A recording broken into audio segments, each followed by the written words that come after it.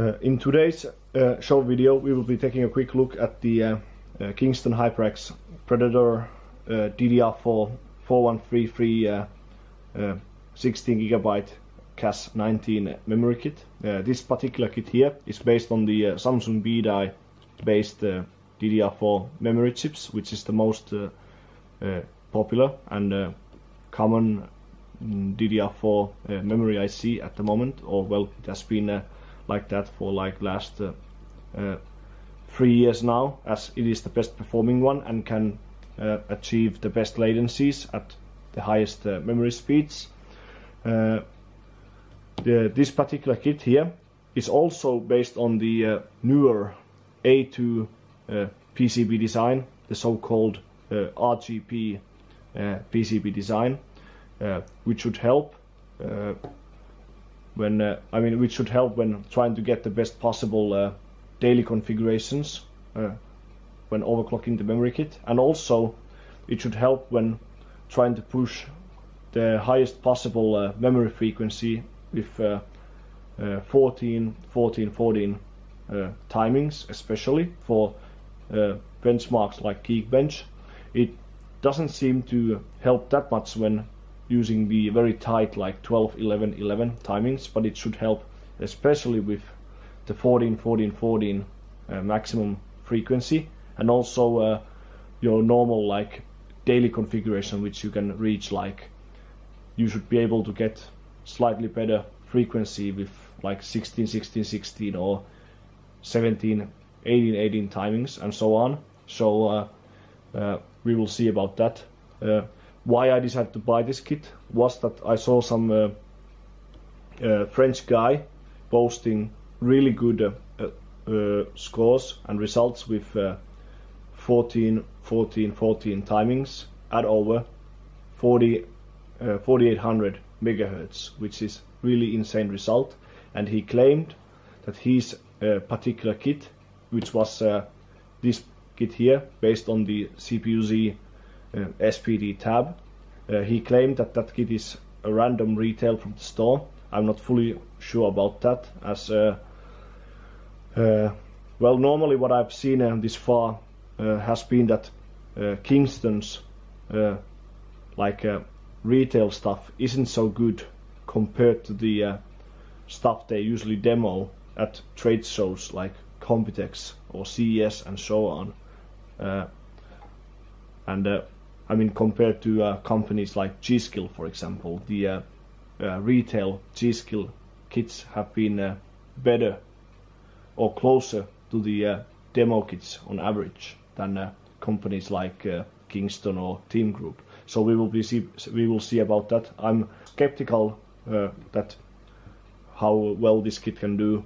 I'm not sure if it can do better than my all the G-Skill sets I've had this far.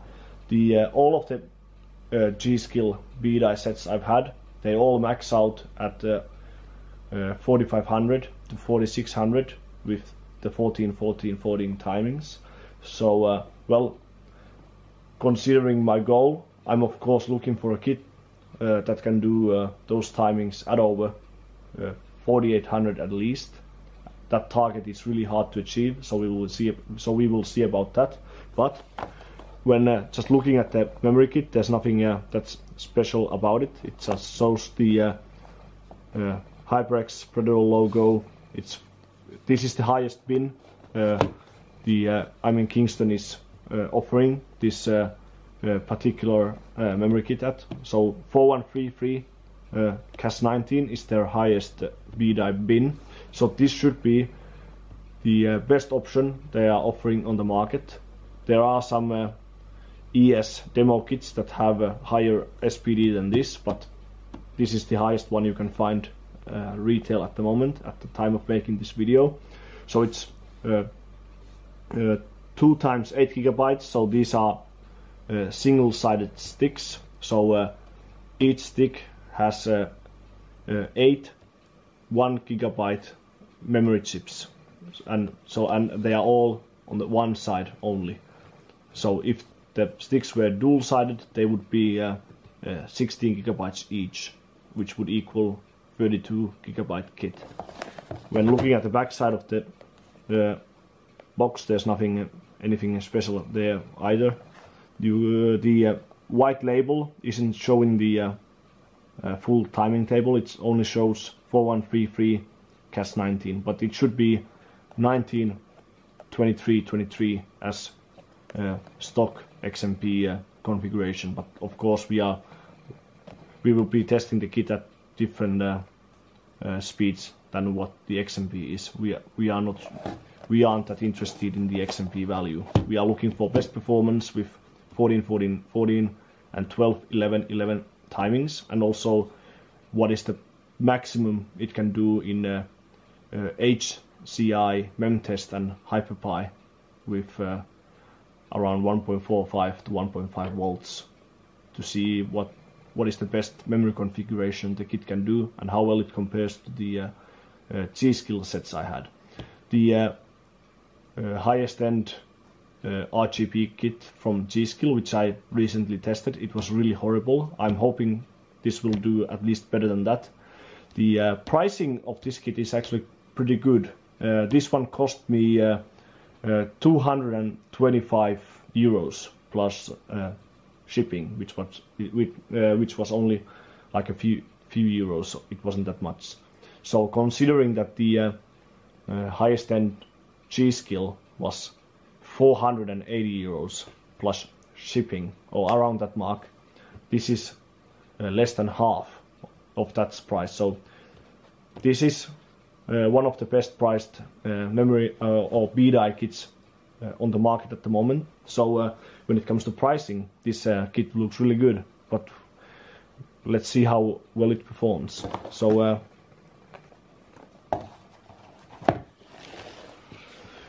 so when opening the box, we can see both of the memory sticks in plastic blister package with a short manual there. There's nothing that special in the box, nothing else than the sticks themselves.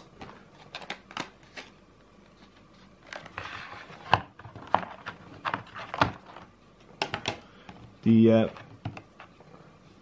sticks are colored like just mix of black, gray and silver, so it's quite a clean look. It should fit many system builds well, as black is very common color. There's no RGB on them. There is also the RGB version, but it costs more, and the highest RGB bin is not rated at 4133, so I'm expecting that the RGB versions are worse on average than this, so that's why I decided to buy this kit. When looking from the side of the memory stick, I can clearly see two tight stacks of 4 memory chips. This indicates that the memory sticks use the newer A2 PCB design, which should help when reaching the best possible data configurations. So we will see about that. The G-Skill RGB kit, which was rated at 4600 CAS18, had that PCB design as well, but it did really bad here for me. So I'm still saying that the most important thing is just the IC quality that is used in the sticks. But yeah, there's not really anything else about the kit. So from here we will just plug the memory sticks to the Z390 Dark and get on testing the kit and see how well they perform in those 3 different speed categories we are interested in. Well, I do have to agree that the HyperX sticks look actually quite nice on the Z390 Dark, as they don't have any RGB on them, nor does the Dark motherboard have any RGB lights on it, so they match quite well together. So I will be pushing the HyperX sticks on the test I'm mostly interested in, and the the very reason I actually bought the kit for, and that is the maximum frequency for tests like Geekbench with the 1414 main timings. So here on the timing table you can see I've set 4600 megahertz multiplier with 1.96 DRAM voltage. The timings, main timings are 14, 14, 28, and command rate 2. The command rate 2 is pretty much needed for this test, and we cannot use value of 1, but the command rate 2 is actually still fine enough. When it comes to the sub-timings, it's pretty normal, nothing special. The TRFC is slightly more loose than what we normally use with the 12, 11, 11 timings, but otherwise it's pretty much the same. RTL I've left at auto. Then for CPU I will be using just normal like 5.2 GHz with 4.8 cache, 1.3 recall, as we are just testing the memories here. VCCSA is at 1.38 and VCCIO 1.39 set value. These differ slightly, but I'm looking for 1.4 real value on both of these when measured, so they overshoot the voltage a little bit, so I'm setting them like this. But yeah, other than that, there's nothing else that's special, just 1.1 VCH. So from here we can just go to the OS and test if we can actually push the memories high enough for Geekbench. Well, this already looks very promising. It was actually quite funny. I first tried to post 4600 and 4700 with a little bit varying voltage, even with all of the sub-timings on auto. Both the 4600 and 4700 failed when I tested with voltage from 1.95 to 2.05. But when I tried 4800 megahertz straight, and it actually posted straight away. So now we are in the OS with 4800 megahertz frequency, 14, 14, 14, 28, 2 command rate timings with 280 TRFC. Most of the sub-timings are also set manually, and we are running 2.05 set voltage. So from here we will just see if it's stable for Geekbench. 4800 megahertz result is already really amazing result, considering that all of my G skill sets failed to post these values. And finally I managed to pass the Geekbench at 4800, 1414. The sad part is that it requires really high system agent and VCCIO voltages to be able, to be stable at this kind of configuration. Both the system agent and I/O require a value of over 1.4 volts, which is quite dangerous for daily use. So I wouldn't use something like this for like a normal use, but it's still quite good for this particular benchmark. Here in Geekbench 3 I managed to get a multi-core memory score of 9653, so it's still 400 to 500 points below the other guys that have been testing this configuration, like Kingpin and a few other. So the funny thing is that I am actually only IMC limited. The changing the memory voltage doesn't make me any more stable. The only limiting one at the moment is the VCCSA and VCCIO.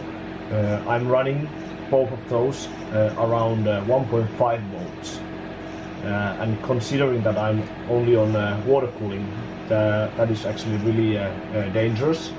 But now I just passed Geekbench 3 at 4,838, so around 4,840, with a memory score of 9,813. So it's already very good, although I would still like to see the 10K barrier broken. But I'm quite afraid to push the IMC voltages any higher when I'm only on water cooling. Now I would just need some cold temperatures on the CPU itself, like the single stage cooler I have, or something else like LM2, but this is just like testing or benchmarking for fun. You cannot run these timings at this kind of frequency for normal use. I'm actually running latency timings of 14, 13, 13, so one value tighter on the TRCD and TRP compared to the cache latency, so it's very good. The limiting sub timings are the cache write latency and 4-active window. 4-active window, I'm running a value of 23. If I try to run the common value of 16, which I normally use with 12, 11, 11, it would immediately crash, like close to halfway of the Geekbench 3. And cache write latency, I'm running a value of 12, when the best value would be 9. So if I could run those tighter, the score would go over 10K, I'm sure. But this is already quite good. I would like to see the frequency to go over 4900. I'm sure the kit can do that, but I am just IMC limited. So this is one of the only times ever during DDR4 era that I see the IMC being limited this much, by seeing that the changing DRAM voltage doesn't help at all, and the only thing that helps is the IMC and IO voltage. So since this is pretty much the max, I cannot get over 4850 without going very risky on the IMC voltages or applying any cold. So from here we will just see how the kit does with 12, 11, 11 timings. Of course the IMC limit is still there as well, but that's the next step. And then after that we will test the maximum daily configuration. Well, overall the HyperX Predator 4133 CL19 kit is actually really good when looking at the price of 225 euros, which I paid. It is actually really cheap compared to other similar frequency bins from other vendors. And well, of course the overall DDR4 memory prices have been very expensive for like last a year or two, but when just looking at the whole memory scene, the HyperX kit is actually priced really well. So about the results for the CAS 14 Geekbench tests, the kit did really well.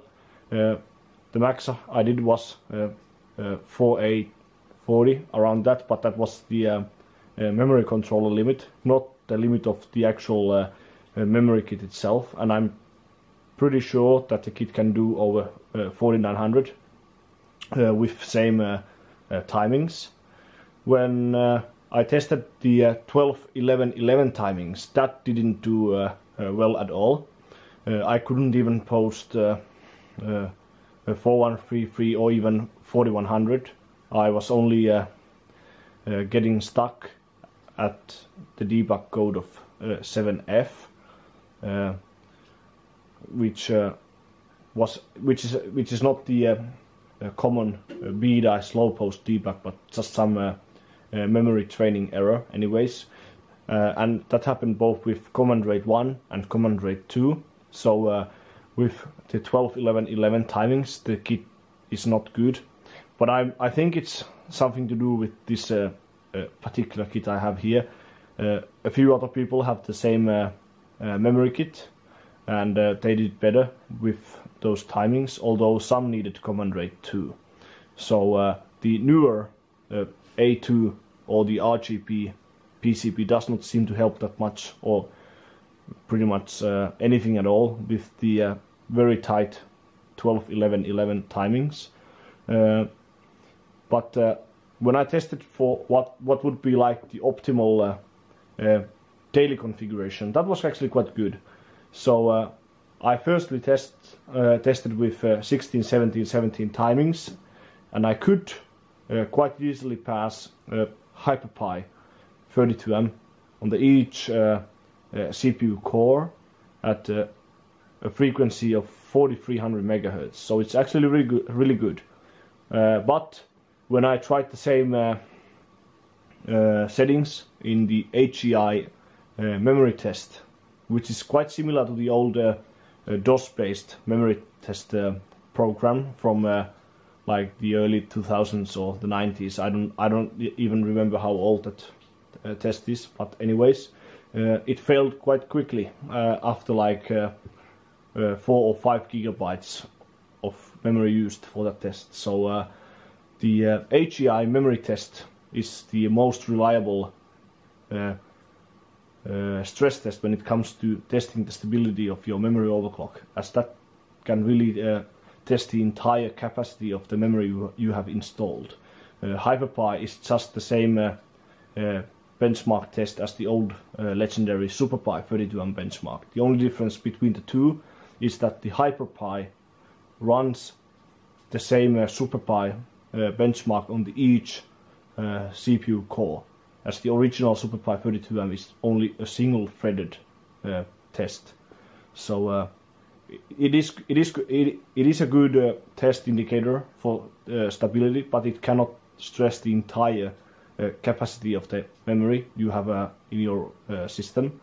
So the best configuration I got for Hdi memory test was the same 4300 MHz, but with 17, 18, 18, 28 command rate 2 settings.